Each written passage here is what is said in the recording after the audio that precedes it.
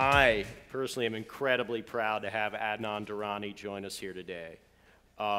He has consistently brought to the table not just the ability to create and grow and mentor conscious businesses in both CPG and in tech, but also to financially safeguard those businesses in ways that are clever enough to promote revenue growth while protecting that mission that John spoke to just a few minutes ago.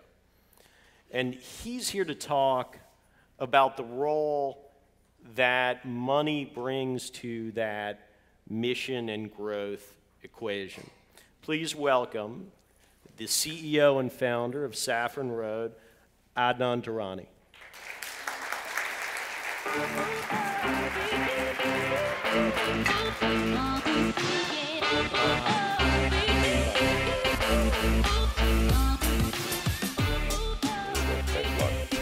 Good morning. I'm really glad to be here, and I'm pretty honored. Thanks a lot for Jeff and Carol and all the organizers of NOSH Live, and hopefully I'll get to be able to use this clicker correctly. First of all, how many of you here have heard of Saffron Road or know about, at least have heard of halal? Wow. See, that's what I love about NOSH Live attendees. You know what the halal you're talking about. It's a nice crowd. You know, when I first started this enterprise, you know, especially given the ecosystem or ethos out there with all sorts of polarized politics, and all one needs to do is follow the Twitter feed the last week, or even especially, you know, all the hate that's out there, and especially Islamophobia. My colleagues and my wife said to me, "Are you completely crazy? And you're going to do this in the middle of this kind of environment?" And I said, yeah, I was kind of like led by Einstein saying that, you know, if at first an idea is not absurd, there's no hope for it whatsoever. I guess that's just how I'm wired, and that's kind of how the idea started out. But I felt pretty strongly that, you know, there was a collective progress that I wanted to promote around a new social enterprise. And, you know, you had 8 million American Muslims out there without anybody to serve their dietary needs, 85% of whom are millennials. They have very high demographics, 70% higher education than the average American. According to Gallup, the second most educated woman in America is an American Muslim woman. And 1 out of 5 American Muslim households have an MD or a PhD in it. If you think about your doctors, your dentists, your technology entrepreneurs, your intellectuals, and you know, academics, that's the immigrant population that came to U.S., unlike Europe. So that's a marketer's dream, you know, very educated, affluent, and millennial population. That's kind of how my marketing bulb went off and said, wow, nobody's catering to them. Our model was never really built on just that consumer, though. That was just the founding of what Saffron Road was all about. It was really about our mission of collective progress, with the image of the Silk Road and saffron being the spice carried on that road all the way from Italy to Asia. And it really brought together multiple cultures, multiple values, and bringing all those cultures and values to celebrate the commonality of humanity. We like to say kind of that, you know, our mission is that we're a socially conscious company that's guided by a triple bottom line, not just pure profit motive, that we believe in lifting others up, and we're always inclusive, compassionate, free of judgment, and we want our planet to be left better off than we found it, really for the betterment of all of humanity. And that was kind of the founding of the company. Let's see if I can get this, yeah. So our values are based on what I call ethical consumerism. And as you can see by, and this is an actual picture of the farms that we get some of our products from, but it's about restoring sacredness, you know, to our food system and nurturing spiritual connectiveness. It's about the ethical values around food and food culture. Matter of fact, Temple Grandin, if many of you know her, is on one of our advisory councils. It's all about the holistic traditions around what today we call clean label, but to us, which are ubiquitous values, you know, that really, if you look at the current environment we're in, you know, morals or ethics is not just about politics, it's also about food, it's also about culture, and we feel those values were missing in a lot of the food products that we saw out there. So let me see if I can get this. So that's enough of a shameless plug on Saffron Road. Now I'm going to get into a little bit about what socially responsible businesses are. You know, Milton Friedman, who's considered kind of an icon in economics, went to my alma mater, and he used to say, there's only one responsibility of business, and that's to increase profits. Well, that didn't go so well. If you recall, that was the whole supply side economics equation, and that's what actually precipitated the crises that we've had, not only in the first one in '87, but then, of course, in '99, and then again in 2007, 2008. I believed in a different way of doing business, and I didn't just come across this as some kind of epiphany or enlightenment. I got introduced to a group called Social Venture Network about 30 years ago. I'm a member there for 3 decades now, believe it or not, and what they taught me was a completely different way of doing business. And this is not meant to be inclusive of all the socially responsible brands out there. These are just some of the ones that I'm familiar with, and of course, the ones that are members of SVN. And at SVN, I used to joke with Gary Hirschberg, who brought me into it, was that you guys are like a bunch of socialists who became capitalists. It was back in the early 90s where all of a sudden a number of people like Ben Cohen and others thought there was a better way to do business, what we call triple bottom line, which is pretty well known today, but back then when we told investors we're going to develop a company that was going to have as a motive not just profits, but also planet and people, a lot of investors looked at us like we had 9 heads. Of course, today it's become a proven concept. And it's not just about responsibility to only economic shareholders, but also to all stakeholders in terms of what are your practices in the company, what are your practices with employees, what are your practices with your distributors and vendors, and what's your practice out there in the world. And I want to make sure I'm clear on one thing. This is not an NGO, an SRB. It's a for-profit driven company. It's just that the values, as John clearly talked about and champions, are based on the mission. Gary used to say, and something that I've always found very impactful, which was that socially responsible business acts really as a change agent. That business is the most powerful business on earth. I'm quoting Gary, that unlike governments, which are bound by politics, bureaucracy, or conventions, businesses in America are free to lead. Unlike churches, community groups, and nonprofits, business has serious resources to back up its ideas. Business acts quickly, can get rules changed for its interests, and overcomes other special interests. And I learned that early on, that was really part of what we wanted to do at Saffron Road as well. So I like to say that values are a value, that you can actually look at values as a profit motive, that it's not just something that's in the air as socially responsible. It's actually something that can drive business to profit. Clearly, John and Annie's have shown that pretty remarkably. At Stonyfield, we did that as well. But socially responsible brands are going to have a lot higher cost of goods. Gary used to joke that when we started Stonyfield, that our entire, Dannon's marketing budget was bigger than our entire sales. And obviously our cost of goods were a lot higher. But the reality is that you're also going to be able to drive a much higher price on the shelf because consumers are really attracted to brands that speak to values.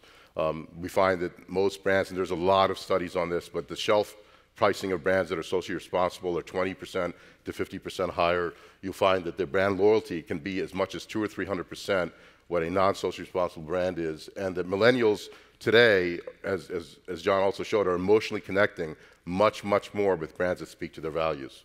So what are some, Jeff asked me to also speak about what are some of the call-outs or traps or guardrails that early entrepreneurs get into when you're getting funded by VCs. If it's a VC fund, you might want to just do some research on them, talk to colleagues, figure out how long have they been in business. VC funds are not monolithic. They have, and this often some entrepreneurs don't understand, that there may be a large VC fund or a medium-sized VC fund, but it may have several different funds, and you really need to know which of one of those funds are going to be investing in your venture.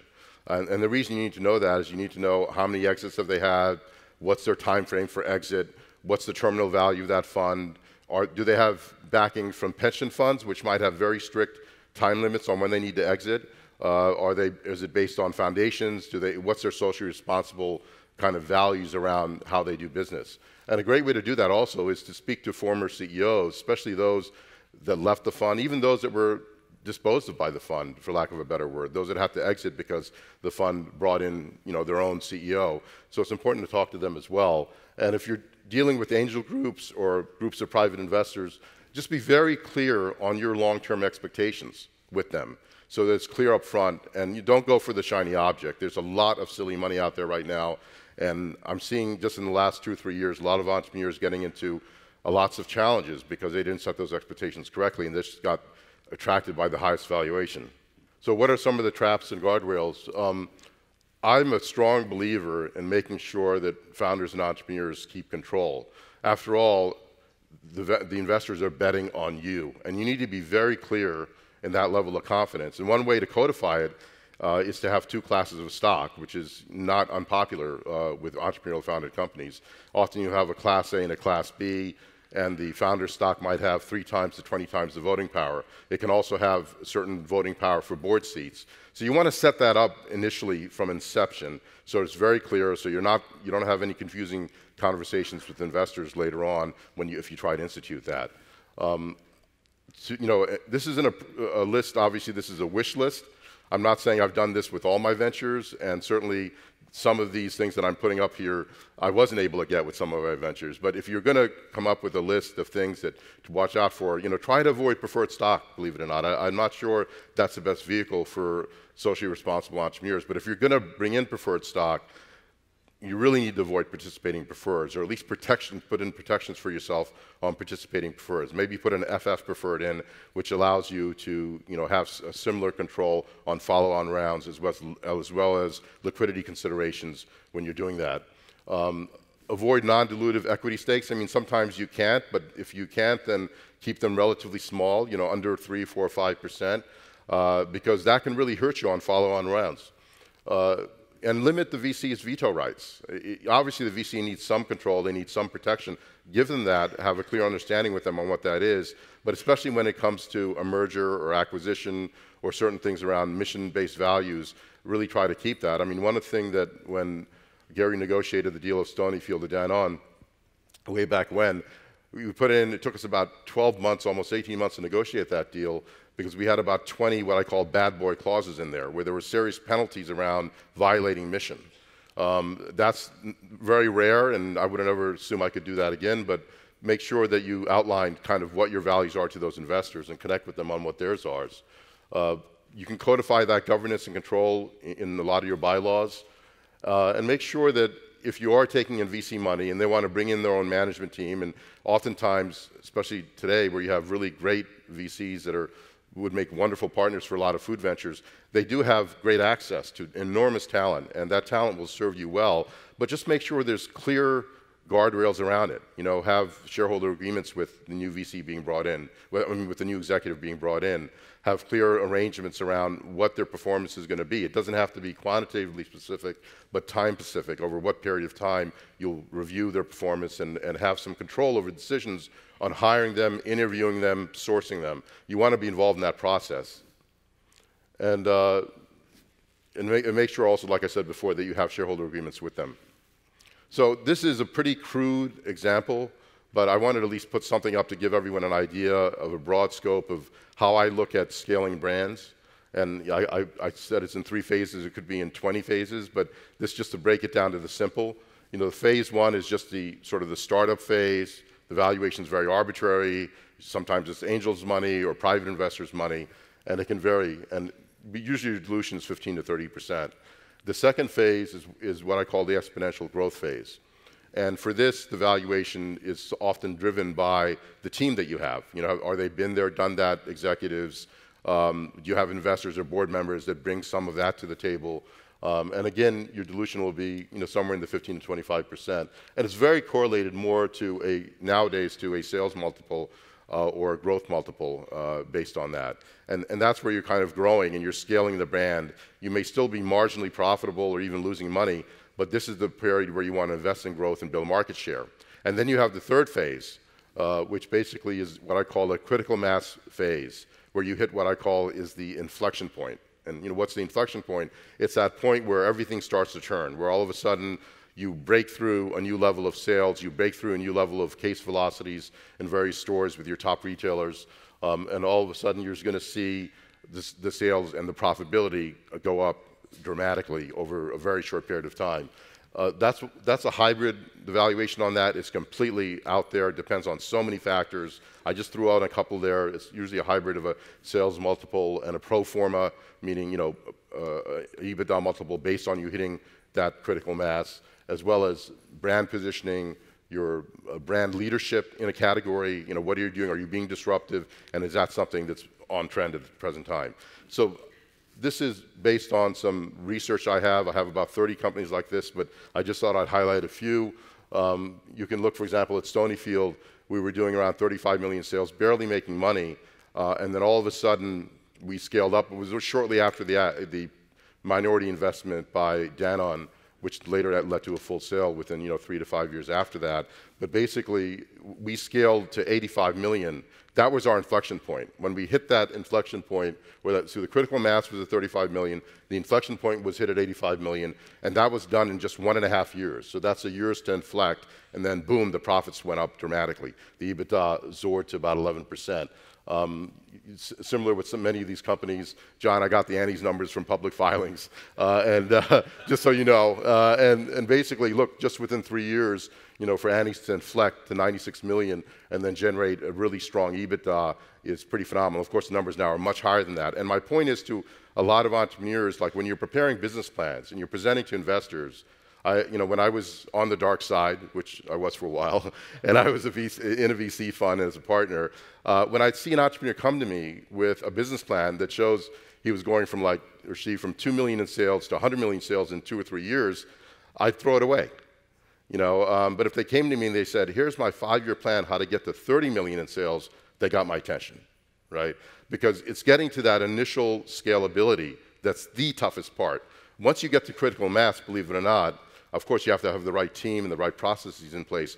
Hitting that 60 million, 80 million, $100 million mark is not as hard. The harder part is getting to that initial scale. And scale means different things to different brands, depending on your market share, and so on.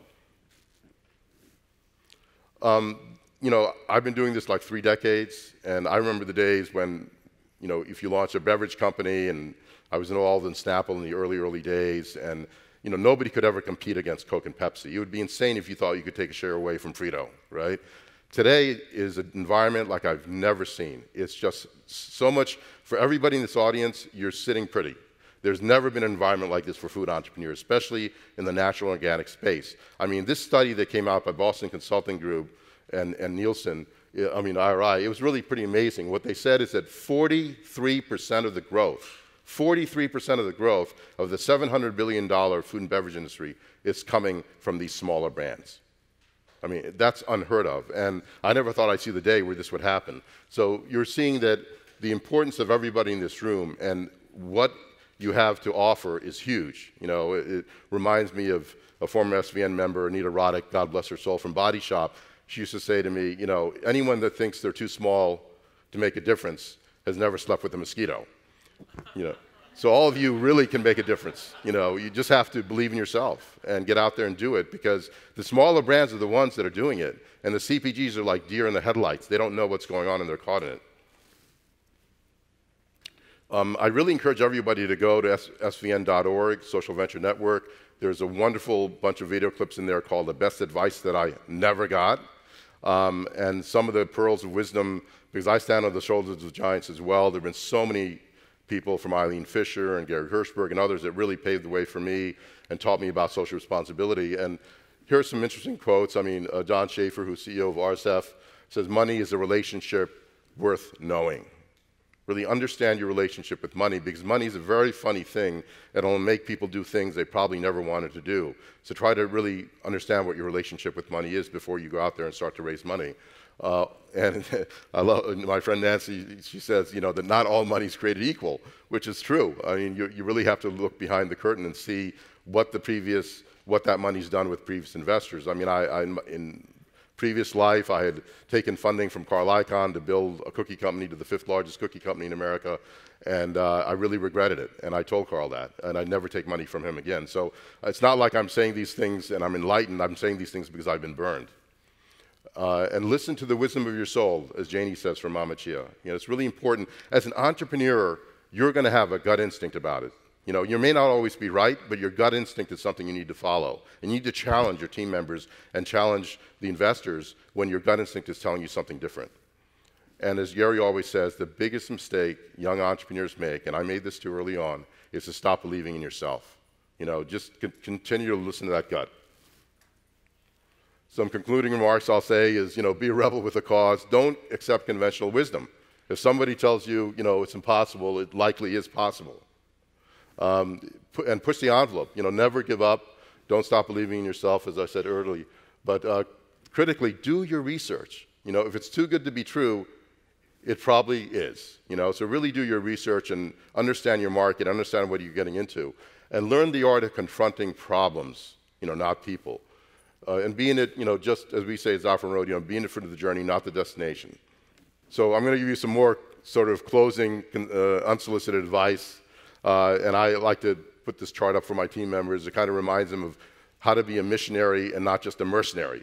You know, are you somebody that's completely obsessed on the competition instead of being obsessed on customers? You know, do you build or is the company's foundation built around the aristocracy of the founder, the CEO, or is it built more around meritocracy? You know, the best idea wins. Often you'll see companies where there's silos and there's all these bosses and there's wolf packs, you know. That's a very toxic culture. You want to create a culture where you have coaches and mentors and you have an environment that's esprit de corps, that everybody rises with the tide. You want to make, you know, are you driven more by paranoia or by passion? These are questions to ask yourself, especially when you're thinking about your relationship with money. Are you opportunistic, looking for just that next, you know, transaction, or are you more strategic? I mean, every entrepreneur has to be opportunistic in the beginning, right? You have to get those couple of wins. But then think long term, how are you going to execute on that, on those wins? And the way you think about that is, don't just think, as I say at the bottom, of the pitch or the deal. I mean, that's definitely part of the game. But think more about what's the big idea? What's the partnership you want to create here with your vendors, with your executives, your team members, your suppliers, your investors? You know, what's that partnership all about? And as we say, you know, it really is a long run. And the point of, you know, socially responsible business is not just to have fun, as John said, which I totally agree with, but also, you know, when you're in it, doing it day in and day out, it's not easy, as everyone knows. It's really tough. It's a grind. And so I like to quote the words of a famous philosopher. I'm probably dating myself here, Lily Tomlin, who used to say, you know, the problem with winning the rat race is you're still a rat. You know, so if you're going to do this, just make sure that you're in it for the right reasons, that you set your priorities right. It really is a 24/7 adventure, and it's really worth it, because the impact that all of you can have will be much greater than anything I've done, you know, in my time in this business. So thank you.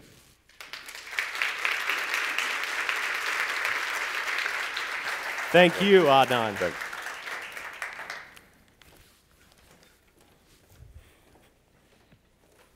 Open this. Just a couple of quick notes. The Wi-Fi password is at the bottom of your agenda. It's NOSH Live 2017, and I saw a lot of people scribbling and shooting pictures, so all these presentations are available for download for attendees, which should make your lives a little easier. There's so much silly money that's trying to get into the game right now. You guys have really built something attractive. Is there a point in a company's development cycle when it might make sense to try and take less carefully curated funding on?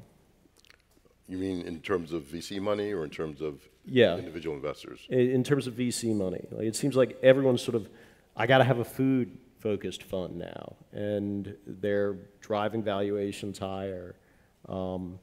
They're, at times, backing companies that don't seem to have totally sound propositions. Mm-hmm. Is there a place for that if you know your company's on point? That's a very good question, and it's really difficult nowadays because there are so many wonderful VCs out there that really do make a difference, and they can scale the brands. And often I've thought of, we haven't taken any VC money, either this venture or Stonyfield, but I've often thought that the environment has changed. In many ways, I wish I'd taken some VC money at some point with certain VCs, because they do bring a lot of best practices to the table. Again, I think you should consider it and possibly do it, but it has to make sure that it meets your guidelines. You know, what is your team's guidelines, what is the mission of the company, and how will that VC impact that? So I think if you do the research and find that it's a fund that you can work with and really has had a great track record, I think they can scale brands much quicker than, say, private equity funds used to do in the old days. What do you think about the addition of tech money into this space and how that's starting to cross over into the food space. Is there a good place for that? That's a good question. I think that there's the problem with some of the, I mean, there's great advantages to tech money coming to the table. One is they're less valuation sensitive, which is great for the founder and the entrepreneur. The other thing is they do bring some resources around technology, and we are moving into, especially with omnichannel, such a strong technology environment for consumer products. I mean, the bleed every month of 5 billion a month or more into the omnichannel from the bricks and mortar is pretty phenomenal, and the technology funds do understand that.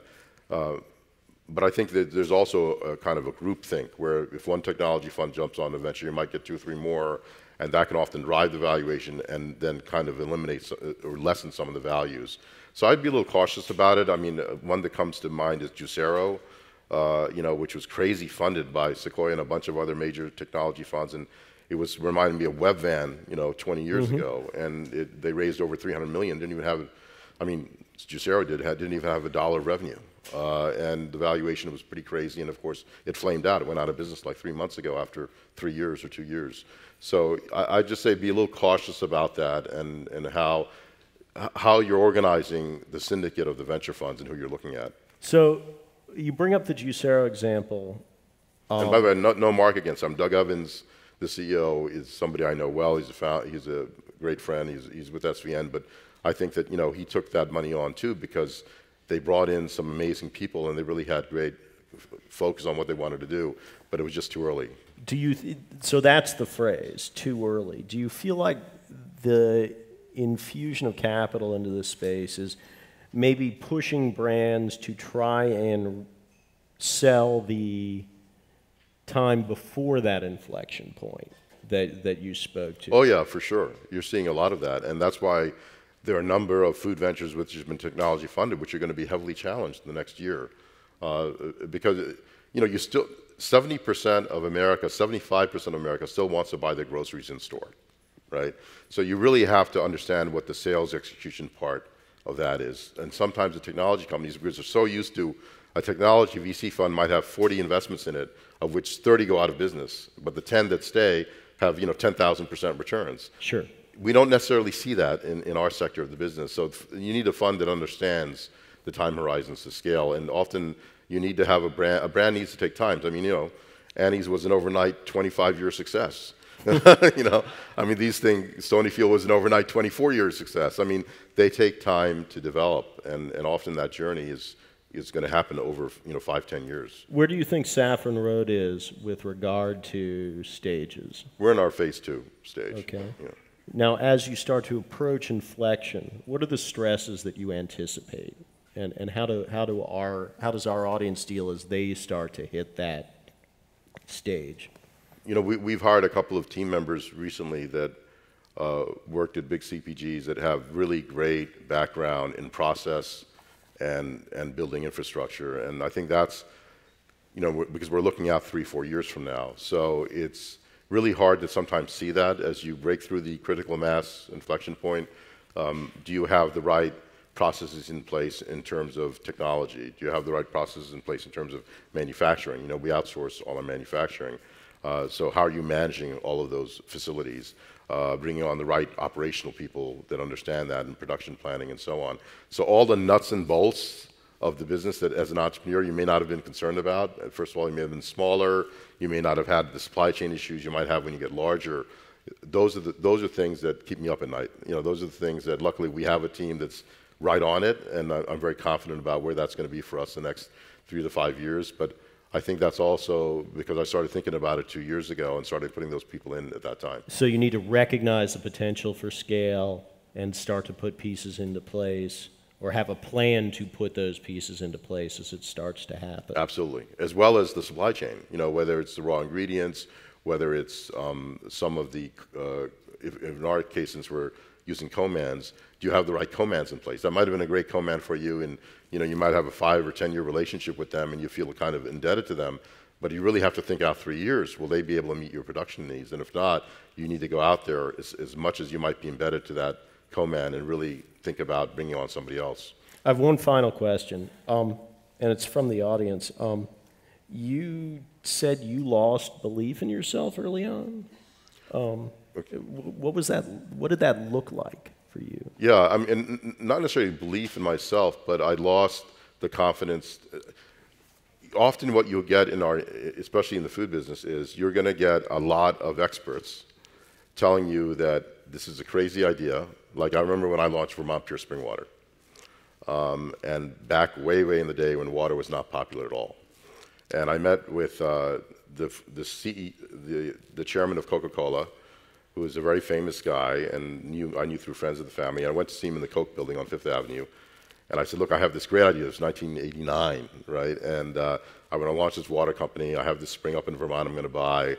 And I'd like Coke to be the first distributor. I'd like Coke us to be on your trucks. I'd like you to be on the board. And I'd like Coke to be an investor. And he just looked at me and said, son, I was very young then. He said, son, this very broad, very tall order you have. Let me take it to the Coke presidents in the building and see what they think, the 9 Coke division presidents. And he came back to me 2 weeks and said, you know, they all think you're insane. They think you're crazy. You know, water will never work in America, son. The only thing that works here is soda, and we sell 60 gallons per capita. It's going to increase to 200 gallons per capita. You should be doing a soda company, but you know, I like you so much. He had actually invested like $500,000 in our venture. But he said, you can never talk to me again, and I'm doing it in my wife's name, and Coke has no association with the company. And I thought, wow. So I went down to the steps of Fifth Avenue, and I'm looking at them. I said, am I a schmuck? I mean, here's the guru of beverages, he was considered at the time, telling me that this is a terrible idea. But I went to Europe a lot, and I saw the rise in bottled water there. And I had done a study. I presented a really detailed study where I felt our per capita would get up to 70% of Europe's on bottled water. And I just felt strongly about it. And plus, I was young and stupid, so I could afford to do those things. And I went ahead with the venture anyway. But I did have a bit through the years of building that venture, constant ribbing by experts and others on how terrible an idea is and it would never work.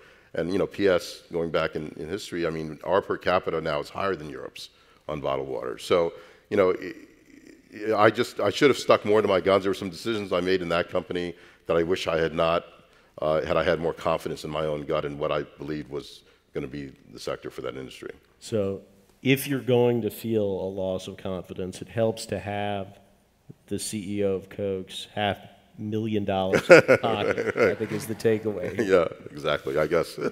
Hey, thank you so much. Okay, thank you. Thanks, Adnan.